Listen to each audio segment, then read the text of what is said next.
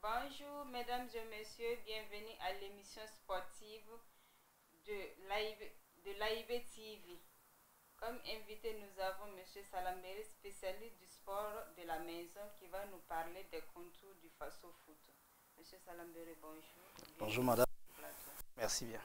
Alors nous pouvons déjà souligner que le Faso Foot a connu son apothéose et après le sacre de la S Sonabel dans le Faso Foot, qu'est-ce que on peut déjà retenir?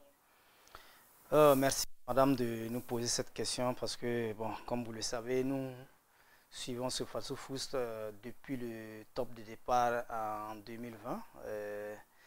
Ça a été vraiment un parcours du combattant parce que, comme vous le savez, toutes les équipes se valaient, le combat était épique.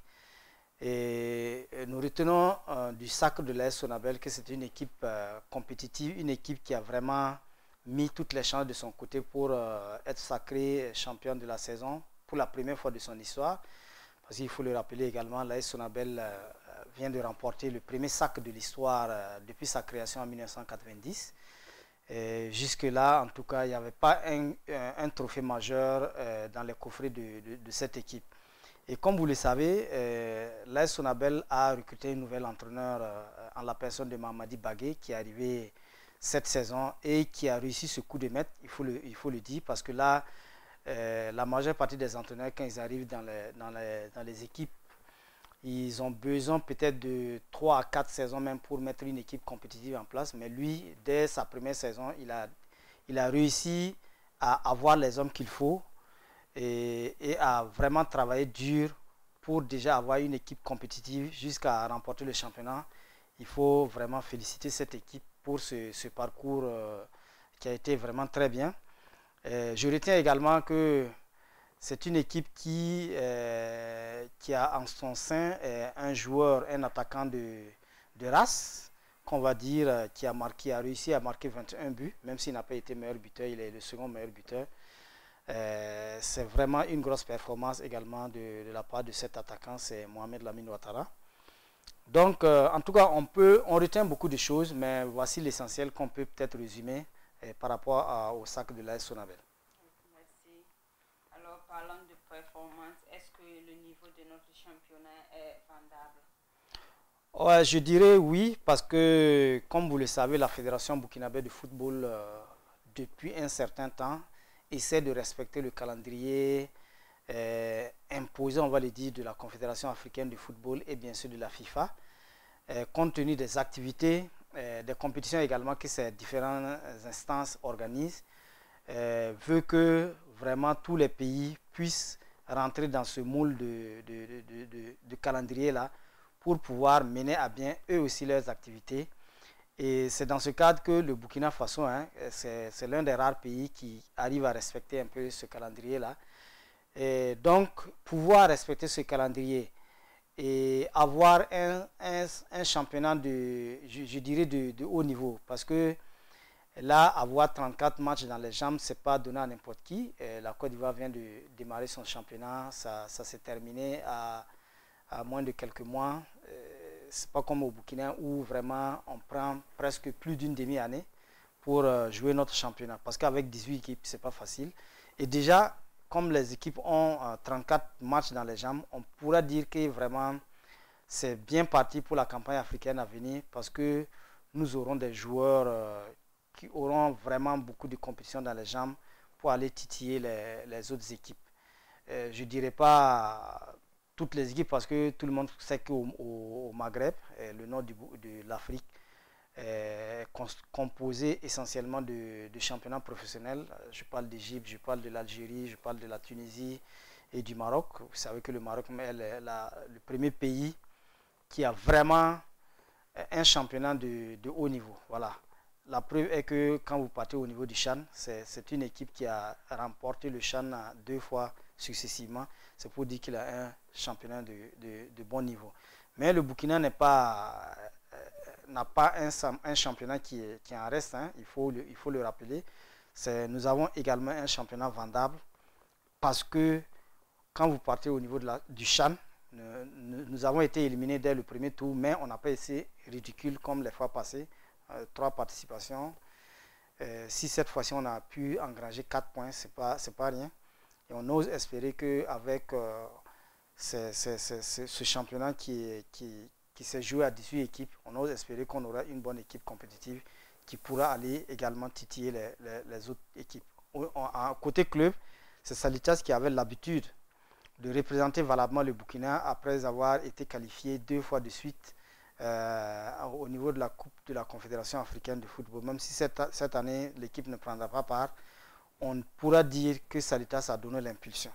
Donc, l'AS Sonabel, qui est parvenu à ravir la vedette devant ses autres concurrents, quand même pourra dire son mot, je crois, au niveau africain. Merci. Parlant de meilleur buteur, il a marqué 22 buts. Est-ce que c'est une grosse ou une faible performance? Oui, Assami Sansanda, l'attaquant de l'AS Douane, est parvenu à marquer 22 buts lors de cette saison. Je dirais que c'est une grosse performance parce que de par le passé, les 3 ou 4 saisons passées, nous avons eu des meilleurs buteurs, mais qui n'ont même pas atteint la barre de 20. Si je prends l'exemple de Paris, qui était du côté de l'USCO, qui avait marqué 12 buts. Si je prends le cas de Banu Diawara, qui était du côté du Racing, le Racing Club de Bobo, qui avait marqué 12 buts et était le meilleur buteur. Et la saison suivante, il avait marqué 13 buts. Et les 2 derniers meilleurs buteurs, Cheikh Djibril Ouattara, qui avait marqué 15, et ce même Sansanda, qui en 2019, je crois, a marqué 15 buts pour être meilleur buteur. Cette fois-ci, il marque 22.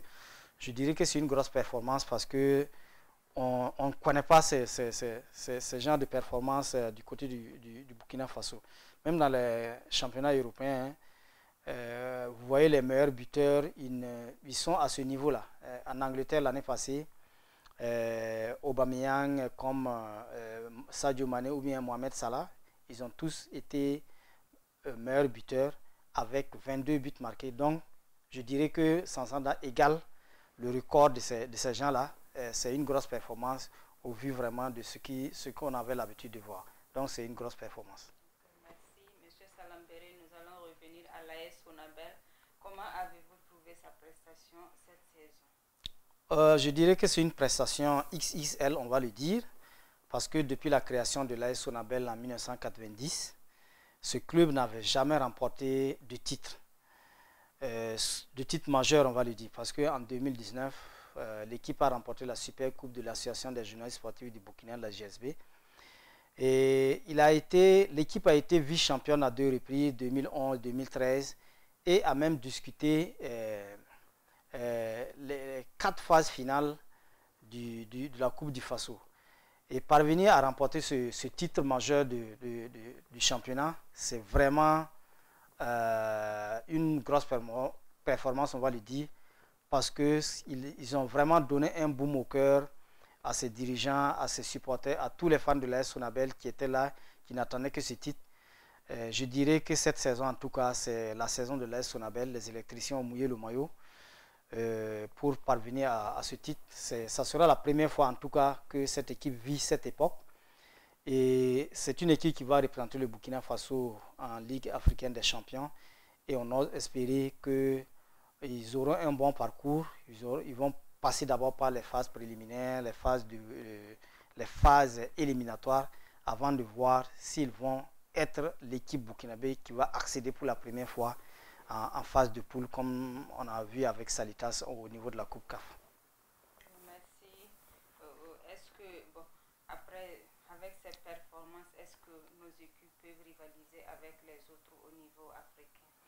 Oui, je disais tantôt que, compte tenu du fait qu'au Burkina Faso, nous avons quand même pas mal d'équipes qui prennent part à ce championnat. C'est pour la première fois cette saison, nous avons joué avec 18 équipes. De par le passé, c'était 16. Mais à cause de la situation sanitaire, le coronavirus a fait que l'année passée, le championnat n'a pas connu son apothéose. Voilà, on n'est pas allé jusqu'au bout. Il restait encore 6 journées.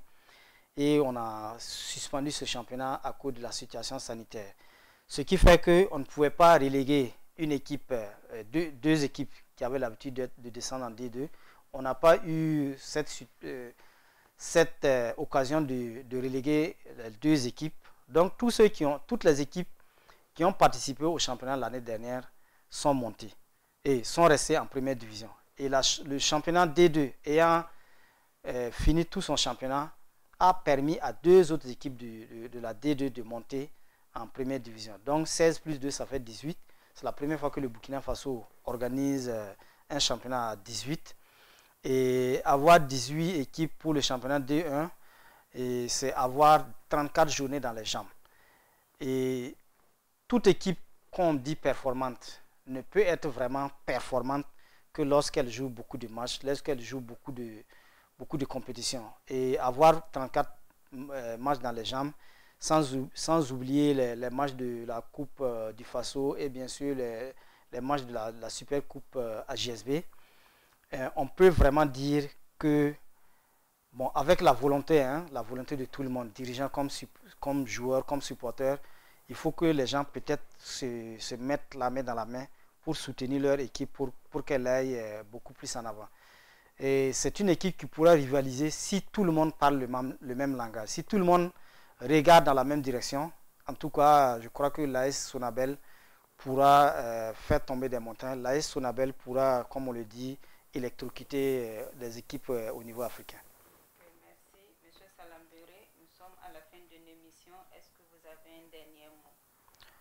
Bon, mon dernier mot peut-être c'est dans l'ensemble, il faut le dire, parce que lors de ce face-au-foot qu'on a suivi de bout en bout, c'est peut-être du côté des supporters qui n'ont pas vraiment été à la hauteur des attentes, parce que plusieurs fois, vous avez vu les supporters qui ont frappé des arbitres. Plusieurs fois, vous avez vu des supporters qui ont manifesté, qui ont jeté des projectiles et qui sont parvenus à faire arrêter des matchs qui ont été reportés et des matchs qui ont été stoppés et à donner la victoire à des équipes qui sont restées disciplinées. Donc, c'est le côté supporter qui me chagrine un peu, que je vais peut-être évoquer. Le côté supporter, en tout cas, il faudrait que dans les différents états-majors des équipes, que les supporters fassent vraiment, se concertent. Je veux qu'ils se concertent parce que généralement, c'est la méconnaissance des règles du jeu qui font que les supporters ont un comportement assez antisportif, on va le dire.